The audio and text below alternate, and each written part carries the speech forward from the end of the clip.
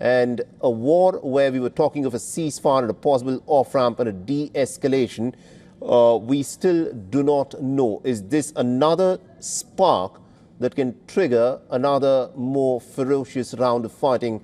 Is something not clear at this point of time. And Susan, at this moment, it's still very early with respect to what has been reported. But have we heard any reaction per se from the Pentagon on what it is doing in the midst of what is being called a fragile ceasefire? We haven't heard from the Pentagon, but just moments ago we did hear from Israeli Defense Minister Israel Katz in a video that he said Israel is prepared to renew the war against Iran. The IDF is prepared for both defense and offense, and the targets are marked. This is Israel Defense Minister making these comments just a short while back. He's saying we're waiting for the green light from U.S. to complete elimination of the Khamenei dynasty. So very interesting coming from Israel at this point. Interesting time.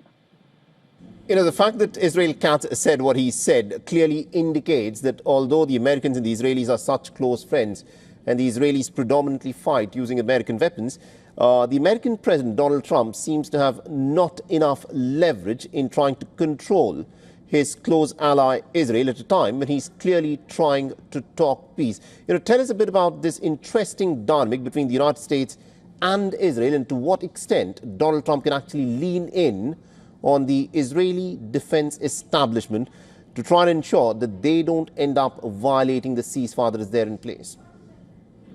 Yeah, that's been a challenge for Donald Trump. We've seen in numerous posts on Truth Social.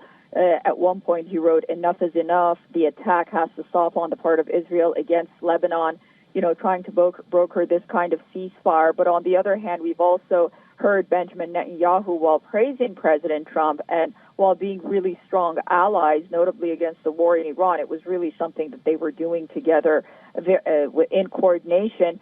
Israel says that ultimately it will decide how it wants to handle its security. So you see these kind of statements, but of course, on the other hand, you see that they're working in coordination regarding Iran. But when it comes to Israel's neighbors, it really doesn't seem that Israel is going to listen to anyone because of the way that it has operated. I mean, we can see that. So I think the president, you know, does have some say, but ultimately I think it's the Israelis that, you know, even have at times caught President Trump off guard with some of their actions. Do continue to stay on with us, Susan. This is, of course, the latest bit of information that is coming in, where there are reports of air defense systems being activated by the Iranians, engaging what the Iranian news agencies describe as hostile target over Iranian skies. We do not know, was it a drone? Was it some kind of an aircraft that was perhaps being used? Because at this moment, formally, at least, there is a fragile truce that is still in place. Ever since Donald Trump said that there is going to be a fragile truce, by and large, these air attacks have not happened. The war, of course, is shifted into the Persian Gulf, where there is a contest of a blockade versus a counter-blockade that the Americans and the Iranians are playing out at this moment. But this is a key development, and it needs to be seen in the context of what is happening. Because remember, the second round of negotiations did not happen.